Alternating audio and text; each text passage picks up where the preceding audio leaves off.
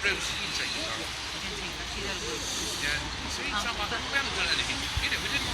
It's quite strict. I know.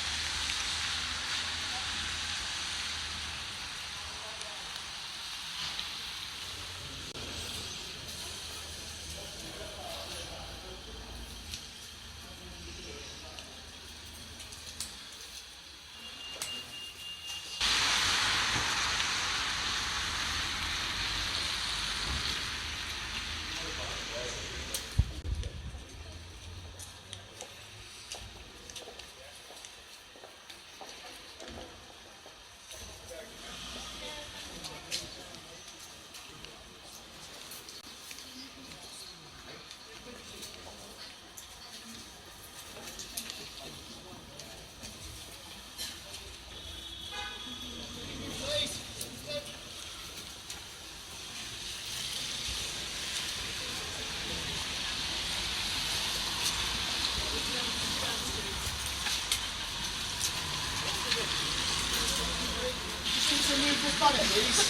Non-bloody delicate, very old. My God, from the rabbit. The roads are delicate. The roads are delicate. I won't get rid of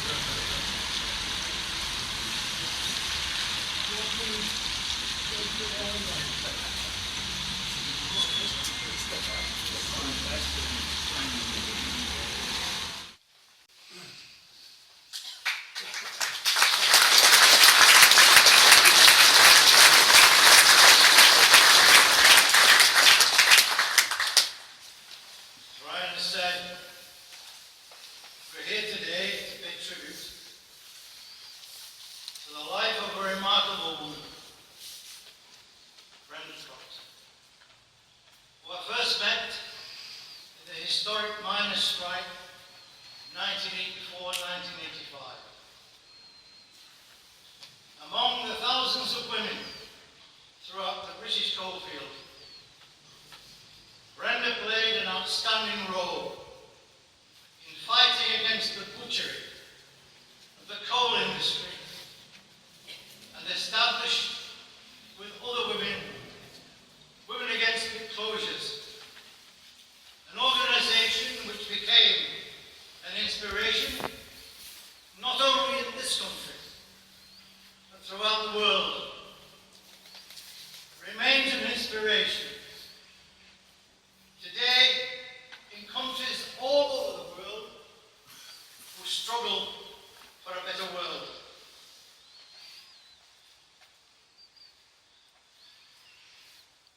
I've got no doubt in my mind that any tribute that could be made would be inadequate. The position I find myself in is trying to convey the pride that the National Union of Mine Workers had in Brenda and all the women who participated in the miners' dispute between 1984 and 1985. What an inspiration they gave to people in this nation and all over the world. I'll let you in on a secret. When the vote was taken to return to work, I made my position clear, and I've got no doubt that if the vote had been taken by the women against pit closures, the strike would have continued, and I'm convinced we would have achieved total victory at the end of it. They were so determined that they knew the only way to fight is to fight back. I've many memories of meeting and speaking alongside Brenda. For me, the most outstanding occasion was 8 years later, on Saturday, 15th of May 1992. It was previously Henny Colliery, by that time Trent, arbitrarily closed by the government and the coal board. By the 15th of May, Brenda, Bridget, Rose, and women had committed a serious offence. They'd broken into the property and occupied one of the main shaft towers and chained themselves to the structure. And made clear they weren't coming out. A rally was held at the entrance to support them.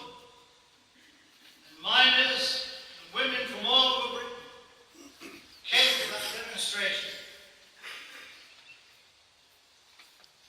Joe Wilkes and I had agreed to speak, but also agreed to go and talk to the women.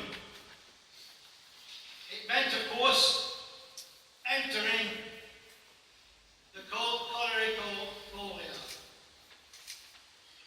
The reason we wanted to do that was simple. We were fearful for the safety and health of these brave women who had spent 4 days occupying that plant. Facing us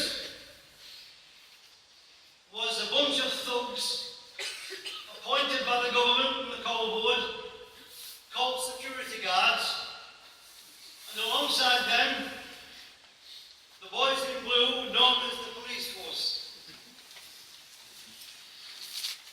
I made it clear that I intended to go with Joe Wills and speak to our women, members in our view of our union. These thugs said, "You can't come in." Joe Will said, that's got a choice. Either get out of the way, or they're going down. Common sense prevailed, particularly as hundreds behind us moved in with us. We went to the tower where they were chained to the structure, and I was in the position of pleading with them to leave, having made not only a point and a principle, but also a statement that was now known all over Britain.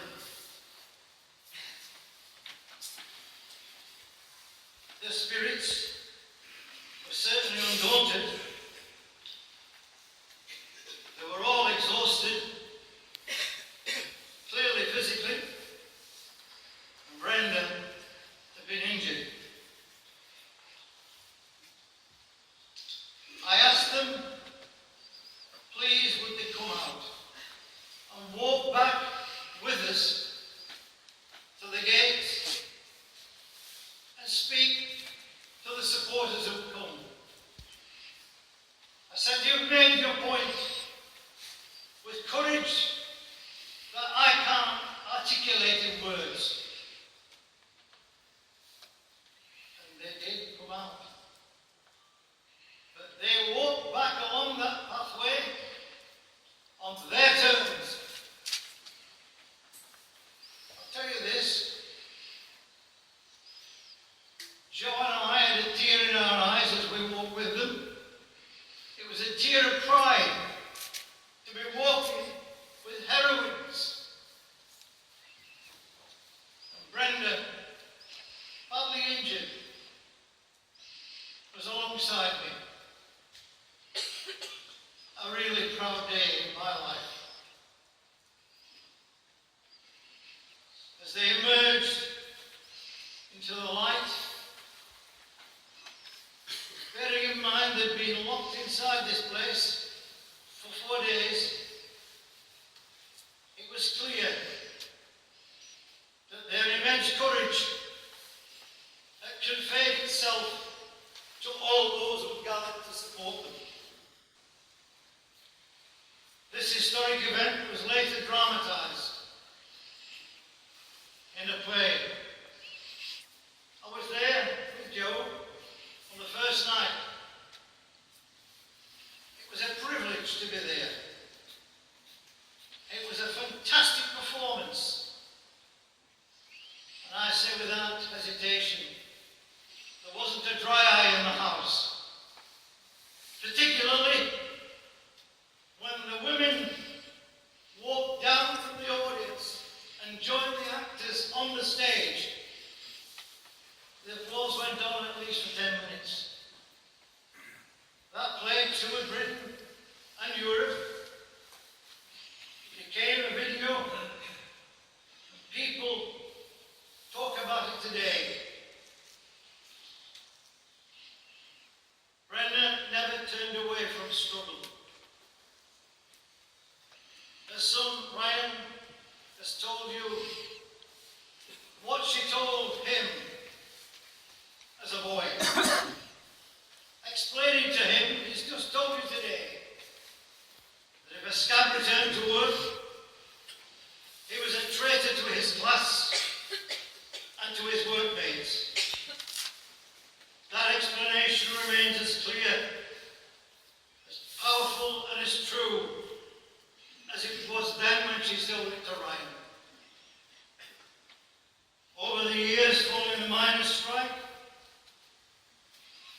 the fight in 1992 and 3 against the pit closure program, Brenda supported countless other strikes and campaigns. She was a political animal, fighting for her class. And throughout, she gave of her extraordinary energy to the Justice for Mine Workers campaign. Indeed, to every campaign.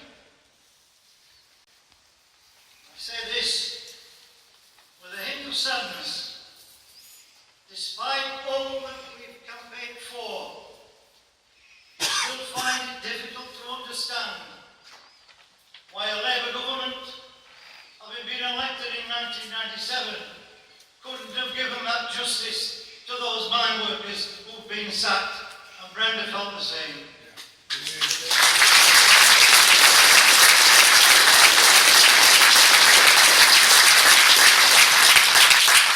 Brenda joined in all sorts of other campaigns, as Ryan has said, and I found myself speaking with her in all sorts of ways. Nuclear power, energy policy, yes, the Grumman dispute, all of these issues she was involved in, along with the other women. They're here today, Bridget, Rose, others, all over Britain. They were, in my view, the finest example of humanity that I've ever come across. When we discussed after the strike, what role could they play? And I know that Joe and Jim was here also, will confirm it. I argue passionately that they should become members of the National Union of Mine Workers. In my view, they'd earned that right through their courage, determination, and support alongside all those miners who took part in that historic dispute.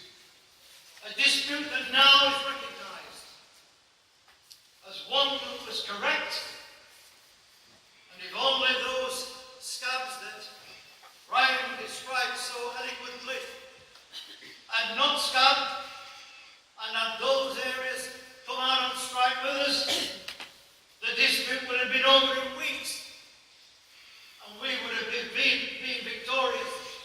But more important, the injustice and inequality of today would not be there today. That was what was at stake, and the women against the closures understood it, not only then, but they understand it now. How do I pay my final tribute to Brenda?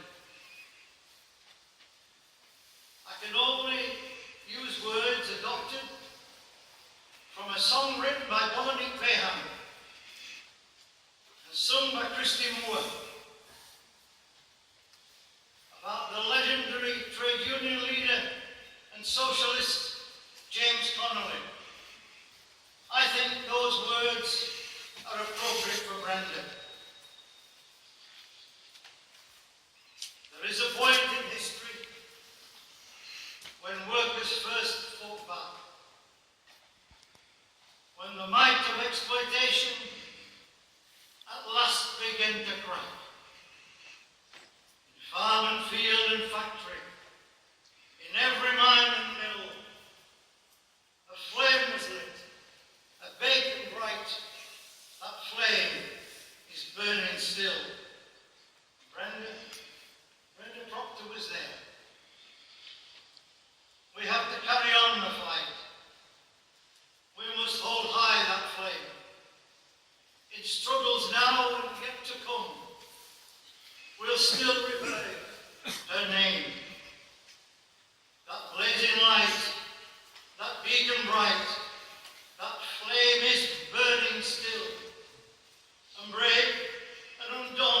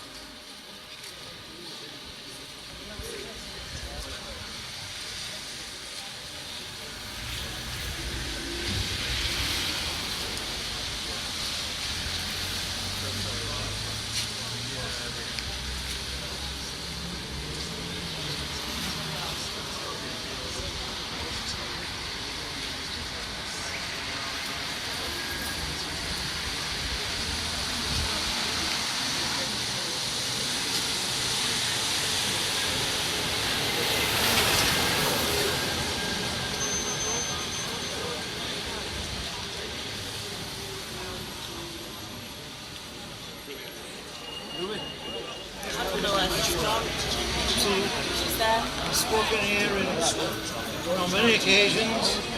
But one of the people who are here today was tinged, of course, with sadness, but also with pride in not only Brenda, but all the women who took part in the struggle. And really, the real victory was the struggle itself. And that's the best tribute I can pay to Brenda.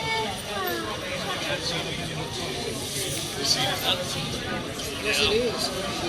There were 3 women, Brenda included, chained to the tower, and I asked them to please come out because their health was in a bad way.